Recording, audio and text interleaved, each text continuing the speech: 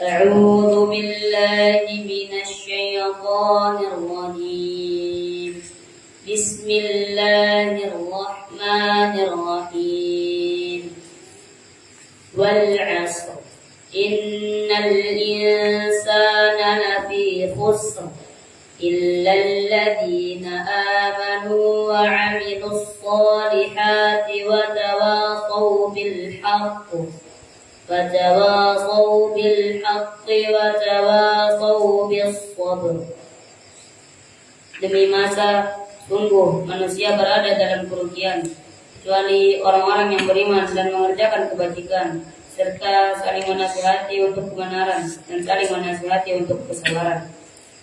Assalamualaikum warahmatullahi wabarakatuh.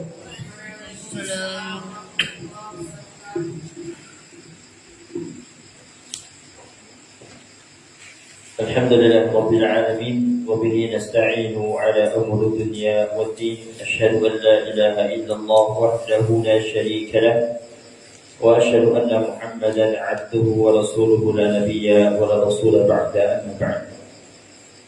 Alhamdulillah ayat ikhwan wa akhwat rahimani wa rahimakumullah, telah dibacakan kepada kita salah satu surat di dalam Al-Qur'an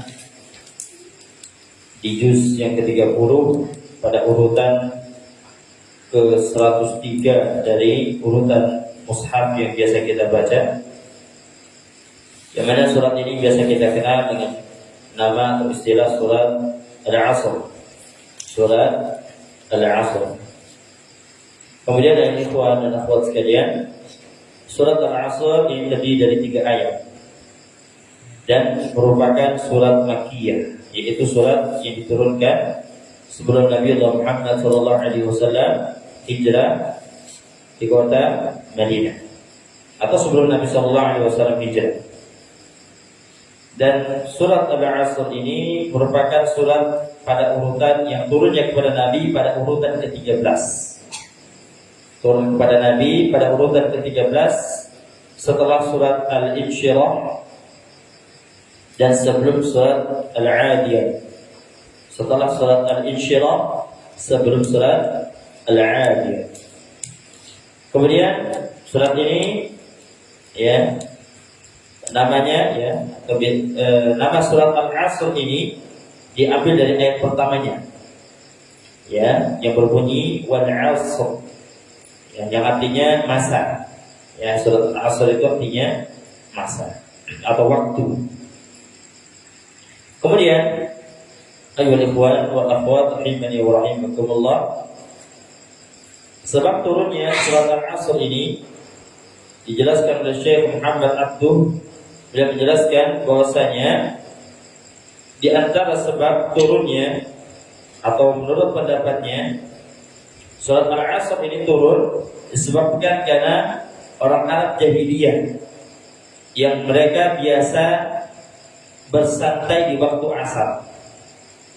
Mereka bersantai di waktu asar. Ketika datang waktu asar, mereka bercengkrama, bercanda, ya kan? Bukan hingga saling menyinggung, dan akhirnya terjadi perselisihan dan permusuhan. Sehingga saat itu mereka mengutuk waktu asar, ya kan? Karena mereka sering bercanda, akhirnya dari canda tersebut mereka saling bermusuhan. Karena kalau bercanda, orang bercanda itu kalau berlebihan, kadang-kadang awalnya bercanda, lama-lama jadi bermusuhan. Demikian yang biasa dilakukan oleh orang-orang Arab jahiliyah. Sehingga mereka mengutuk waktu asar. Waktu asar. Maka Allah Subhanahu wa taala kemudian menurunkan surat ini menjadi sebuah peringatan. Ya. Apa maksudnya? Bukan waktu asar yang salah, akan tetapi mereka lah yang salah. Kenapa? Karena mereka menyia-nyiakan waktu tersebut, ya kan? Nah, kemudian ya, keutamaan dari surat Al-Asr ini luar biasa, banyak, ya, banyak keutamaannya. Sebagaimana yang dikatakan oleh Imam Syafi'i dalam kitab yang biasa kita baca, kitab Ushul Shalah, matanya itu, Ya, ketika disebutkan surat Al-Asr, kemudian disebutkan perkataan Imam Syafi'i, beliau mengatakan lau ma anzalallahu hujjatan ala khalqi illa hadhi surat al-kafathu. Kalaulah seandainya tidak ada surat selain surat Al-Asr ini turun, tidak ada surat selain surat Al-Asr ini turun, hanya surat Al-Asr ini ke muka bumi ini, maka cukup. Saking begitu besarnya, saking begitu luasnya, begitu dalamnya, dan begitu agungnya surat ini. Kemudian ayat ikhwan dan akhwat sekalian dirahmati oleh Allah Subhanahu wa taala, apa isi dari surat Al-Asr? Allah Subhanahu wa taala berfirman, A'udzu billahi minasyaitonir rajim. Bismillahirrahmanirrahim. Wal 'ashr. Wal 'ashr. Ya. Yang artinya demi masa. Ya, demi masa.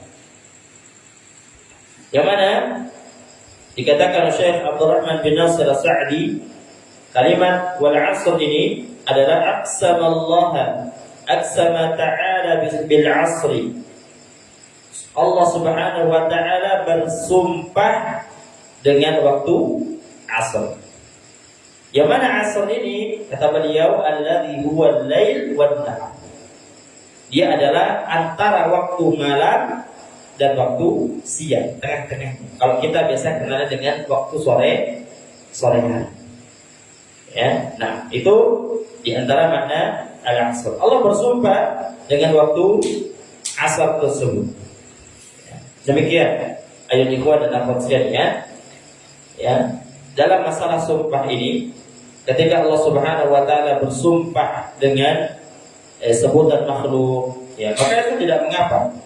Karena itu bagian daripada keagungan Allah Jalla Jalaluhu, ketinggian Allah Subhanahu wa taala. Tetapi kalau makhluk bersumpah dengan makhluk, maka ini haram, tidak diperbolehkan. Kita hanya diperbolehkan bersumpah dengan menyebut nama Allah Subhanahu wa taala. Wallahi, demi Allah Subhanahu wa taala. Tapi kalau bersumpah dengan makhluk mengikuti Allah Subhanahu wa taala diharamkan. Misalnya kita bersumpah wal 'asr atau wal lail, demi malam. Atau bahasa kita sumpah pocong, tidak boleh, haram. Ya. Tapi kalau Allah Subhanahu wa taala, ya, itu atas kehendak Allah Subhanahu wa taala. Dan kita sebagai makhluk yang tidak bisa demikian. Hanya Allah yang berhak bersumpah dengan nama makhluknya. Adapun makhluk sendiri tidak boleh kecuali dia bersumpah hanya dengan nama Allah Subhanahu wa taala. Baik, kenapa Allah Subhanahu wa taala bersumpah dengan waktu asar? Allah lanjutkan, innal insana lafi khusr. Sesungguhnya manusia, sungguh, Allah ulangi dua kalimat taukid menunjukkan pentingnya. Inna, sungguh, al-insana, manusia, seluruh manusia, la, sungguh, lagi dua kali sungguh, fi khusr, dalam kerugian. Ya, dalam kerugian. Yang mana disebutkan oleh Syekh Abdurrahman bin Nasir As-Sa'di, mahallu af'alil ibadi wa a'malihim anna kulla insanin khasirun wal khasiru diddul rafi'. Yang mana, ya kan, tempat atau posisi perbuatan seorang hamba, para hamba, dan amalan-amalan mereka ini bahwasanya menunjukkan setiap manusia itu dalam kerugian. Ya, posisi perilaku hamba, amalan-amalan yang mereka lakukan, ya, menunjukkan bahwasanya mereka ini selalu masuk dalam kerugian. Seluruh perbuatannya rugi, seluruh amalannya rugi, itu maksudnya. Nah, seluruh amalannya rugi. Jadi seluruh manusia itu rugi, apapun yang dilakukan rugi. Ya, itu konteksnya seperti itu. Kemudian Allah Ta'ala lanjutkan, apakah demikian? Semua manusia rugi, tidak ada yang beruntung? Ternyata ada. Siapa mereka? Illal ladzina amanu, kecuali orang-orang yang beriman, wa 'amilus shalihat, dan orang-orang yang mereka beramal saleh, wa tawasaw bil haqqi, dan mereka saling menasihati dalam kebenaran, wa tawasaw bis sabr, dan mereka saling mengingatkan, saling menasihati dalam kesabaran. Ya, demikian. Kata Syekh Abdurrahman bin Nasir As-Sa'di, kata beliau, al-iman bima amara Allah bil iman bih, wa la yakunu al-iman bidun al-ilmi fa huwa far'un anhu la yatimu illa bih. Kata beliau, illa alladziina amanu, kecuali orang-orang yang beriman. Apa maksudnya? Yaitu iman dengan apa yang Allah Subhanahu wa taala perintahkan untuk beriman kepadanya. Apa saja? Kita diperintahkan untuk beriman apa saja? 6 rukun iman. Apa saja? Iman kepada Allah, iman kepada malaikat, yang ketiga iman kepada kitab-kitab Allah, kemudian iman kepada Rasul dan para Nabi, yang kelima iman kepada hari kiamat, dan yang terakhir iman kepada qada dan qadar, itu takdir baik dan takdir yang buruk. Kemudian beliau lanjutkan, wala yakunu, dan tidak mungkin iman itu tanpa dengan ilmu. Nah, berarti menunjukkan bahwasanya ketika Allah menyebutkan illal ladzina amanu, kecuali orang yang beriman, maksudnya adalah orang-orang yang mereka beriman dengan ilmu. Kenapa harus dengan ilmu? Kenapa harus dengan ilmu Anda? Kenapa harus dengan ilmu? Ya. Baik, jawabannya adalah selanjutnya, bahwa far'un anhu la yatimu illa bih, karena sungguhnya dia adalah cabang yang mana tidak akan sempurna keimanan seseorang kecuali dia dengan ilmu. Contoh, misalnya sebutkan contoh. Ya kan? Ustaz katakan misalnya, di balik masjid ini ada kucing warna hitam. Percaya kalian? Percaya? Mungkin sebagian antum ya percaya aja lah Ustaz. Tapi sebagian antum, mana mungkin Ustaz aja tidak tahu. Ya. Anggaplah Ustaz tahu, ternyata betul ada kucing di situ.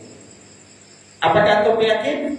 Mungkin saja sebagian antum atau mungkin dari seluruh antum yakin. Tapi keyakinan antum itu tidak sempurna sampai antum tahu betul bahwasanya benar-benar ada kucing di sana. Paham sampai sini? Nah, jadi seperti itu maksudnya. Kemudian wa'amilus shalihat wal 'amalus shalih, wa'amilus shalihat, dan orang-orang yang beramal saleh. Wal 'amalus shalih, kata beliau, wa hadha syamilun li af'alil khairi kulliha al-zahira wal batinah al-muta'alliqa bihaqqillah wa haqqi ibadihi al-wajibah wal mustahabbah. Maksud daripada amalan saleh di sini, ayo ikhwan dan akhwat sekalian, adalah mencakup seluruh perbuatan kebaikan, yang zahir maupun yang batin, yang nampak maupun yang tersembunyi.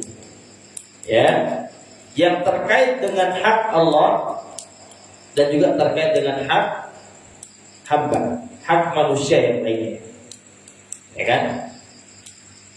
Al-wajibah, yang wajib maupun yang sunnah. Itulah amalan soleh. Amalan soleh itu maupun wajib, yang dari yang wajib, kemudian yang sunnah. Ya, yang wajib dan yang sunnah. Kemudian kita beramal soleh, tadi ya. Pertama kita beriman kepada Allah, kemudian beramal soleh. Kemudian yang ketiga adalah watawassaw bil haqqi. Apa itu? Yusi ba'duhum ba'dan bidzalik wa yahudduhu alaihi. Ya, yang mana sebagian dari mereka, sebagian dari kaum muslimin menasihati sebagian yang lain. Itu perintah maksudnya. Ya. Nah, ini yang dimaksud dengan watawassaw bil haqqi. Dia menyampaikan, menasihati orang lain yang benar. Ya, bukan justru menasihati yang salah. Kemudian yang terakhir, watawassaw bis sabr. Dan dia saling menasihati dalam kesabaran. Kata beliau, "Wattawasi bis-sabri 'ala ta'atillah wa 'an ma'siyatillah wa 'ala aqdarillahi al-mu'allah." Ya, al-mu'allamah. Ya. Kata beliau, menasihati dalam kesabaran itu ada 3. Ini perlu dicatat oleh ikhwan dan akhwat sekalian. Yang pertama, bersabar di atas ketaatan kepada Allah. Bersabar di atas ketaatan kepada Allah. Ya kan? Sholat 5 waktu berat, capek, memang sabar. Puasa capek 30 hari, sabar. Di sana butuh kesabaran. Ya, sholat sunnah, misalnya sholat malam, sabar. Berat memang. Kemudian wa'an maksiatillah, dan daripada bersabar daripada berbuat maksiat, tahan dirinya daripada melakukan maksiat, sabar dia. Ya, dia sabar saja, dia tahan dirinya, ya, dia tahan hawa nafsunya daripada melakukan amalan, ya, maksiat. Kemudian wasabr bisabr ala aqdarillah al-mu'allamah, dan dia sabar terhadap takdir-takdir Allah yang menyakitkan. Ya kan, banyak takdir-takdir Allah, takdir kita kenapa kok seperti ini, kita kenapa seperti ini, itu takdir Allah Subhanahu wa taala. Ya, jadi kita harus sabar dalam menghadapinya. Baik. Jadi keempat hal ini, ayat ikhwan dan akhwat sekalian, yang pertama adalah amanu alladzina amanu, yaitu orang yang beriman. Orang yang beriman tidak sempurna dengan keilmuan. Wa 'amilus shalihat, orang yang beramal saleh. Yang ketiga, tawassaw bil haqqi, mereka saling menasihati dalam kebenaran, berdakwah maksudnya. Wa tawassaw bis sabr, dan mereka saling, ya, menasihati dalam kesabaran. Itu semuanya maratib, tingkatan. Ya, sebagaimana dikatakan oleh Syekh Muhammad bin Abdul Wahhab dalam kitabnya I'lam rahimakallah annahu yajibu 'alaina ta'allum arba'i masaila. Ketahuilah, semoga Allah merahmatimu, bahwasanya wajib atas kita ini untuk mengetahui 4 masalah. Apa yang pertama? Al-ula al-ilm. Ilmu, berilmu dulu. Wa huwa ma'rifatullah wa ma'rifatun nabi wa ma'rifatun dinil Islam bil adillah. Kemudian yang kedua, al-amalu bi, beramal. Dan yang ketiga, ad-da'watu ilaihi, berdakwah. Jadi setelah kita beramal, mengamalkan ilmu, kita berdakwah, sampaikan kebenaran kepada orang. Kemudian as-sabru 'alal 'adzab, dan kita bersabar di atas segala gangguan yang kita hadapi. Bersabar dalam belajar dengan ikhwan, bersabar dalam beramal saleh, dan bersabar dalam berdakwah di jalan Allah Subhanahu wa taala. Baik, inilah tafsir daripada surat Al-Asr yang bisa kita sampaikan. Mungkin hadza maqulakum fi hadhihi al-lailah al-barakah. Kita cukupkan dengan doa kafaratul majlis. Alhamdulillahirabbil alamin. Subhanakallahumma wa bihamdika asyhadu an la ilaha illa anta astaghfiruka wa atubu ilaik. Akhiru da'wana alhamdulillahirabbil alamin. Assalamu alaikum warahmatullahi wabarakatuh. Waalaikumsalam warahmatullahi wabarakatuh.